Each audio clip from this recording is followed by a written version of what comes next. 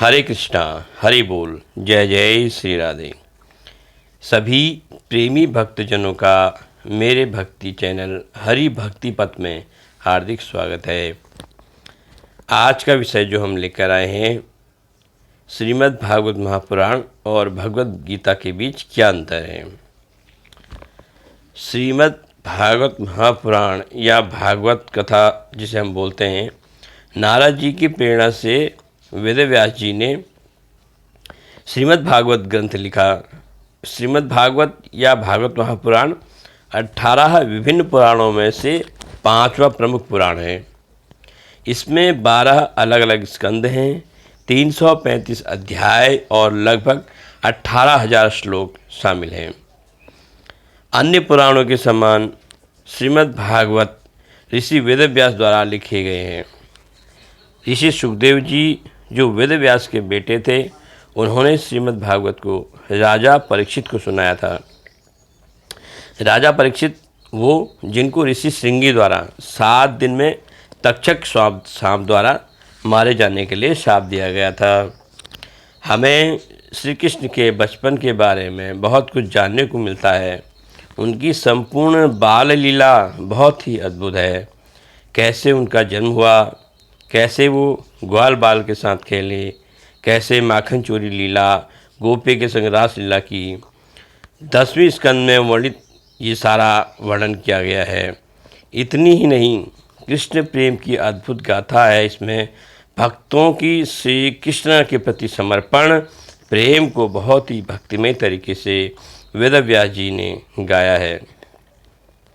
ये ग्रंथ सबसे आखिरी ग्रंथ है जिसको लिखने के बाद श्री वेद व्यास जी ने कोई और ग्रंथ नहीं लिखा। ये इस ग्रंथ की सबसे खास बात है। श्रीमद् भागवत में श्री विष्णु भगवान के 24 अवतारों के बारे में बताया गया है। जब जब धरती पे अधर्म बढ़ता है, जब जब भक्तों की पुकार, उनका प्रेम अपनी चरम सीमा से आगे निकल जाता है, तो भगवान को धरती पे प्रकट होना पड़ता है, धर्म की स्थापना के लिए और भक्तों को दर्शन देने के लिए।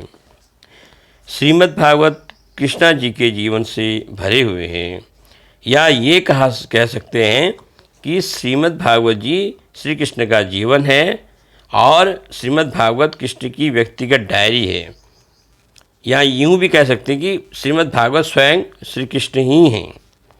इसमें बताया गया है कि वृंदावन प्यार की भूमि कैसे है और क्यों पढ़ना चाहिए श्रीमद् भागवत। आज हमारा जीवन बहुत ही व्यस्त हो गया है। ऐसा नहीं कि पहले के लोगों का जीवन व्यस्तपूर्ण नहीं था। उनके जीवन में व्यस्तता होने के साथ ही धैर्य, संतोष भी था। समय बदलता गया और हमारी ज़रूरतें भी बदलती गई। समय हमेशा एक जैसा नहीं रहता। परिवर्तन ही संसार का नियम है। आज हम जीवन जीने का ढंग भूलते जा रहे हैं। श्रीमद् भागवत हमें सही जीवन जीने का ढंग सिखाती है।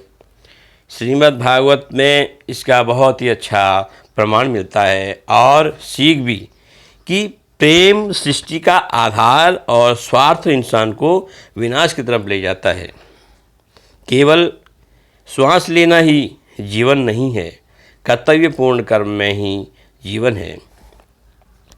श्रीमद् भागवत हमें बार बार मरने से बचाती है। जब तक हमें जीवन का परम लक्ष्य नहीं समझ आता, जो सच्चिदानंद पूर्ण परमात्मा है, तब तक बार बार हमें जन्म लेना पड़ेगा।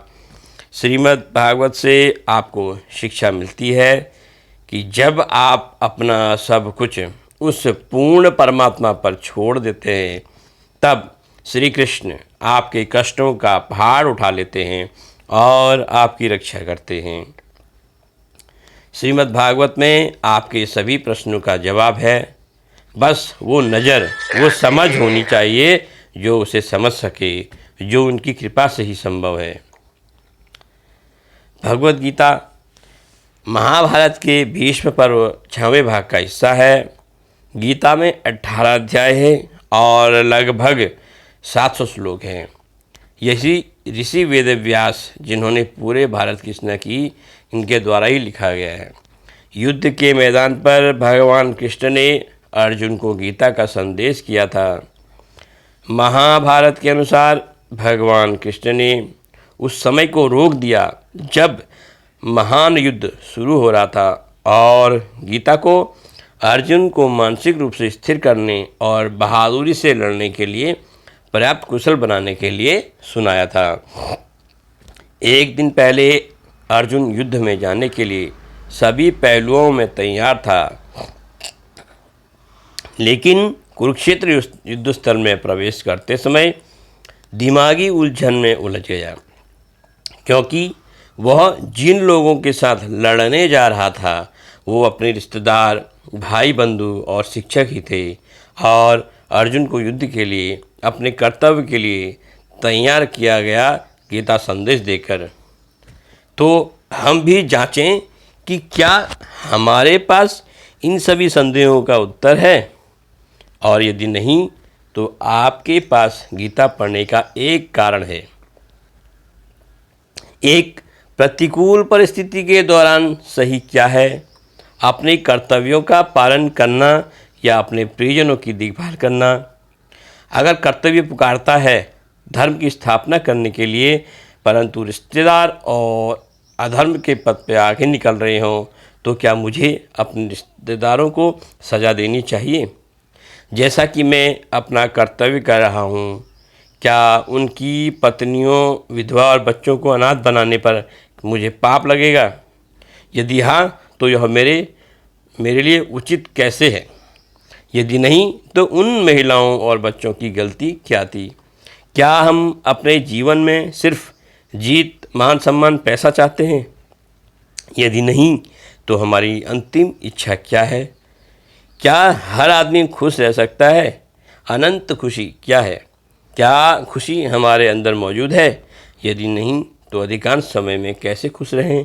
यदि हाँ, तो अनंत खुशी प्राप्त करने के क्या तरीके हैं? क्या किस तरीके से हम खुश रह सकते हैं? तो ये भाव था गीता जी का और श्रीमद् भागवत जी का। तो हम सभी को इन सारी बातों को अपने जीवन में उतारना चाहिए और जो भी श्रीमद् भागवत गीता या श्रीमद् भागवत महापुराण में हमें बताया गया है उस पर विचार करना चाहिए और सत्य पथ पर भक्ति के मार्ग में आगे बढ़ना चाहिए। जय जय श्री राधे। हरि बोल। हरे कृष्णा। सभी का मंगल हो।